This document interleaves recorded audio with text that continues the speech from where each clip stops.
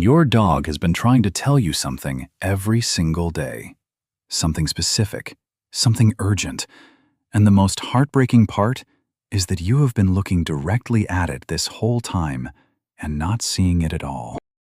There is a 7-year-old golden retriever named Oren who does something every single evening that his owner, David, a recently retired electrician, has never once thought to look for. David retired 8 months ago after 31 years of work, and he still does not know what to do with quiet. He wakes up at 5 in the morning out of habit, makes too much coffee, and sits at the kitchen table reading the news on his phone until his eyes blur. He does not know how to be still. But Oren knows. Oren watches him from across the room, tail moving slowly, and David just calls it happy. He has always called it happy. But Oren is not just happy. Oren is saying something far more specific than that. Every time David walks in from the garage, or comes downstairs in the morning, or simply turns around from the sink, Oren's tail swings in one unmistakable direction. To the right. Always slightly to the right. And this is not a coincidence. This is Oren's brain, flooding with recognition, with relief, with love. This is neuroscience made visible. This is a dog writing the exact truth of what he feels in the only language he has. And most of us, for most of our lives, have been reading it wrong. The myth started early, probably in childhood, when a wagging tail made you smile and a grown-up told you the dog was happy. That was true enough to stick, but it was never the whole story. The tail is not a simple happiness flag. It is something far more precise than that. It is a living gauge, wired directly into the deepest architecture of the brain, broadcasting the dog's exact emotional state in real time, every single time it moves. And the direction of that movement changes everything. Here is what science has discovered, and why it changes the way you will look at your dog for the rest of your life. The canine brain, like every vertebrate brain that has ever existed, is divided into two hemispheres, the left side and the right side. And while they work together constantly, each one carries a very different job. The left hemisphere is the hemisphere of safety, of love, of wanting to move towards something. When your dog sees you walk through the door after a long day, when they smell your jacket on the couch, when they hear your specific footsteps on the stairs, the left side of their brain lights up like a city at night. It floods with the same chemical rush of warmth that a mother feels the first time she holds her baby. And the muscles that respond to that left brain, they pull the tail to the right, always to the right. The right hemisphere works the other way. It is the hemisphere of danger, of uncertainty, of the need to back away. When a strange dog approaches too fast at the park, when a loud noise comes from somewhere the dog cannot see, when an unfamiliar person moves too quickly in their direction, the right brain takes over. And those muscles? They pull the tail to the left. This happens automatically. Your dog cannot fake it. They cannot perform safety when they are afraid, or perform fear when they are at peace. The tail simply reflects what is true. Think about the last time a dog you did not know well wagged its tail at you, and you reached out your hand to pet it. Think about what you assumed.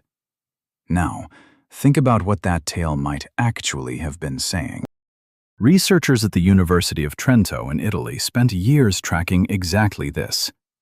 In one of the most elegant studies in the history of animal behavior, scientists placed dogs in an enclosure and showed them 4 different things: their own owner, a stranger, an unfamiliar dominant dog, and a cat. The camera tracked every single millimeter of every tail movement, frame by frame. And the results were so clean, so consistent, so biologically perfect that they changed the way the entire field of animal neurology understood the canine mind. When dogs saw their owner, their tails swung right. Powerfully, visibly, unmistakably right. When they saw a stranger, the wag still leaned right, but quieter, smaller, more careful. When they saw an unfamiliar dog with dominant posturing, the tail shifted left. The same tail, the same dog, the same motion, but pointing in the opposite direction, because the opposite side of the brain had taken over. The tail is not saying, "I am wagging." The tail is saying, "Which hemisphere is running the show right now?" And that is the part that changes everything you thought you knew. Oren is 7 years old, which means he has been doing this for 7 years. Every morning when David comes downstairs, every evening when he parks the truck in the driveway, every quiet afternoon when David gives up on the news and just reaches over to scratch Oren behind the ear. 7 years of rightward swings. 7 years of the left brain flooding, the muscles pulling, the tail broadcasting a message as clear and constant as a heartbeat. David has never known he was being told something so specific. Most of us have not. And here is the part that science says we absolutely must understand. When a dog's tail swings to the left, they are asking for space. They are not being difficult. They are not misbehaving. They are being as clear and direct as any living creature can possibly be, using the only language wired into their body. And when humans miss that signal, when they reach out anyway, when they keep approaching because all they saw was movement, that dog is forced to escalate, to growl, sometimes to bite. And then people say the dog attacked without warning. But there was a warning. There was always a warning. It was just written in a direction most people were never taught to read. Think about a dog at a shelter, standing at the front of the kennel, tail moving. A child wants to reach in. The tail is going left. The dog is overwhelmed, frightened, flooded with the chemistry of a threatened animal. And the only tool in its body for communicating that truth is pointing clearly to the left, which no one in the room has ever been taught to notice. This is not a small misunderstanding. For thousands of dogs every year, it is a matter of life and death. But let's go back, because to understand why dogs developed this language at all, you have to travel back further than you might expect. Much further than the shelter, much further than the living room. You have to go back to a cold night on the edge of a human settlement, tens of thousands of years ago, when the first wolves made the most consequential decision in the history of their species. The wolves that survived near humans were not the boldest. They were not the biggest, or the fastest, or the most aggressive. They were the ones who were least afraid. The ones whose brains tilted naturally toward approach rather than withdrawal when a human walked by. Those wolves ate more. Those wolves survived. Those wolves eventually became your dog. And something extraordinary happened in their genetics along the way. Scientists doing genomic work discovered that during this domestication process, random genetic shifts occurred in 3 specific locations in the canine genome. The same 3 locations that, when deleted in humans, produce a condition called Williams-Buren syndrome.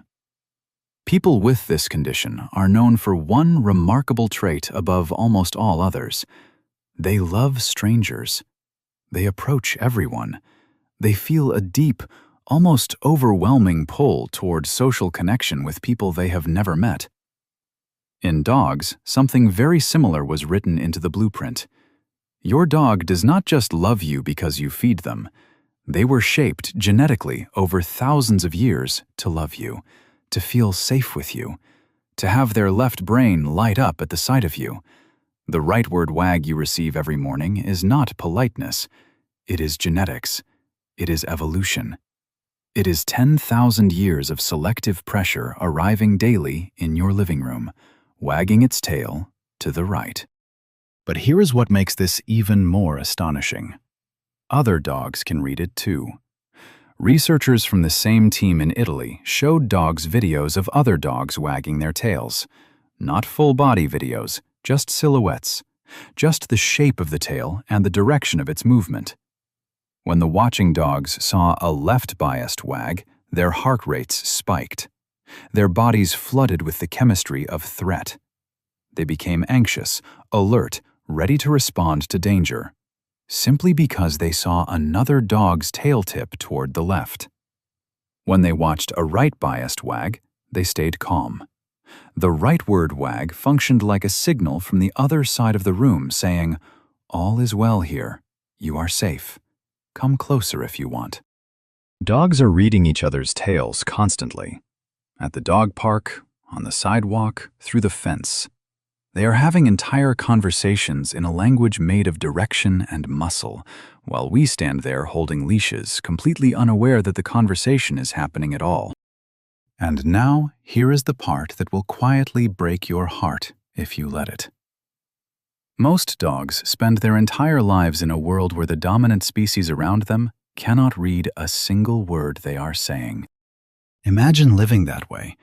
Imagine spending your whole life speaking in the only language you have, clearly, consistently, biologically perfectly, and never once being understood.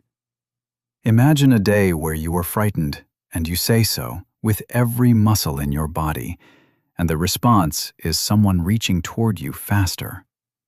Imagine doing that not once, but thousands of times, for years, in every room of the house where you live. For dogs with a brain that leans naturally toward anxiety, toward the right hemisphere, toward withdrawal, this daily experience of being chronically misread is its own kind of suffering. It does not look dramatic, it does not make the news, but it is real, and it is constant, and it is entirely preventable if we simply learn to look in the right direction. And this is where the research takes a turn that is genuinely beautiful.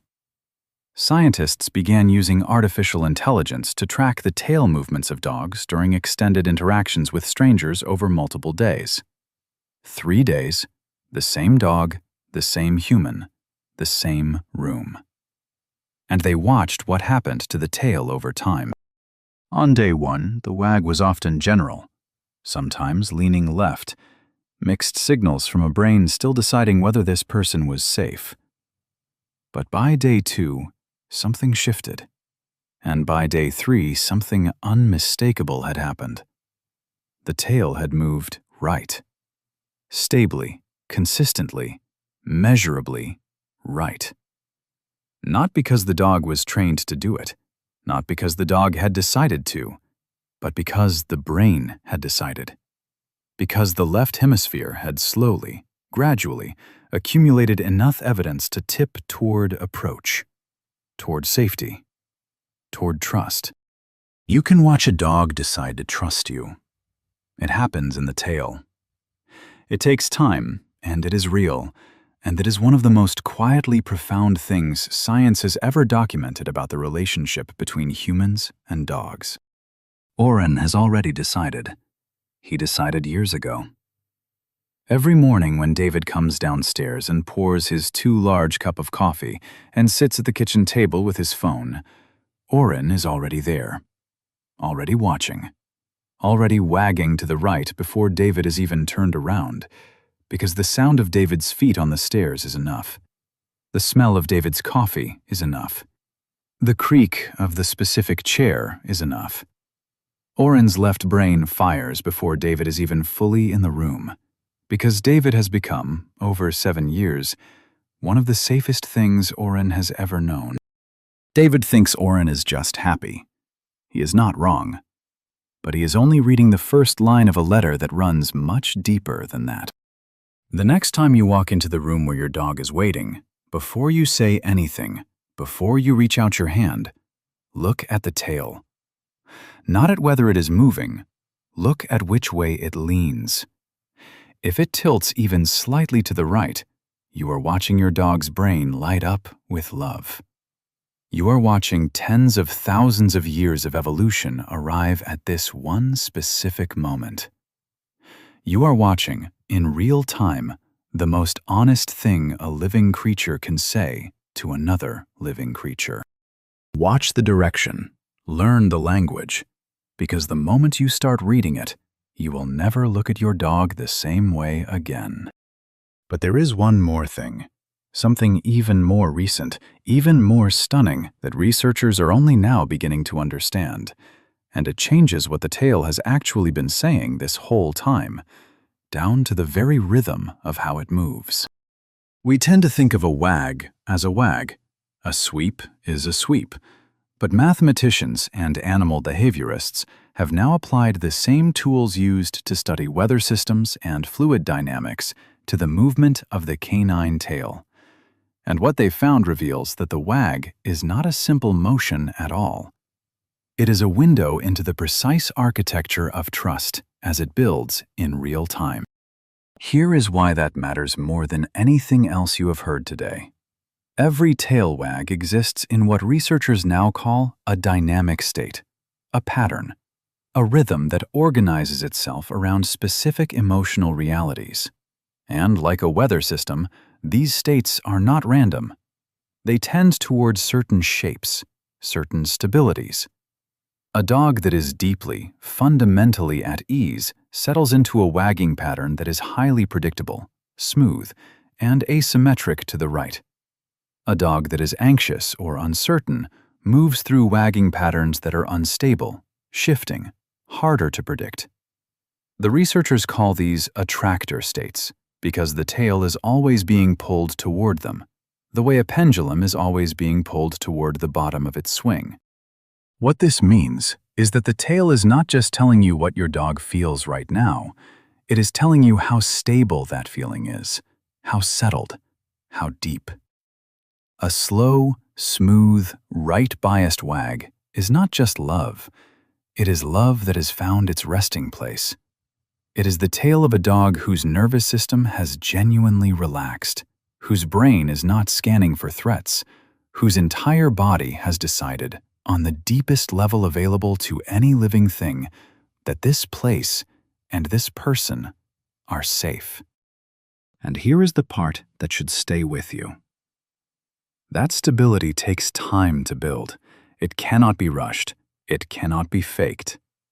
The tail will always tell you the truth of where you actually are with your dog, not where you hope you are, not where you assume you are, but where the animal's brain has genuinely settled in its assessment of you. You can see trust arrive in real time. You can watch it become stable.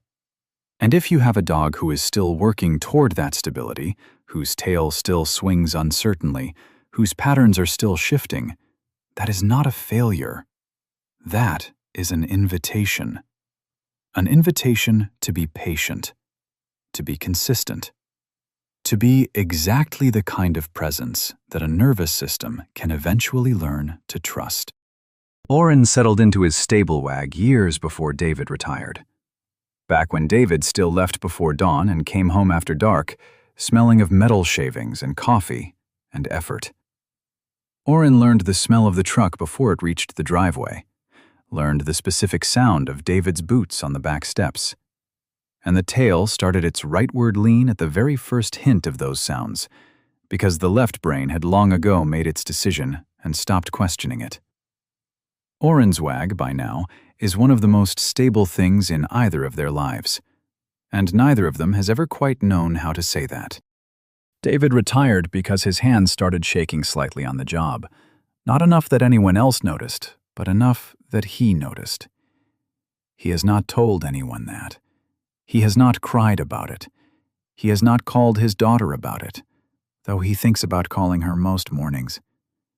What he has done every morning for the past 8 months is sit at the kitchen table with his too large cup of coffee and eventually reach over and rest his hand on Oren's back. And Oren's tail, already going right, goes a little faster. We're talking about the most sophisticated language that evolution ever built for a nonverbal creature.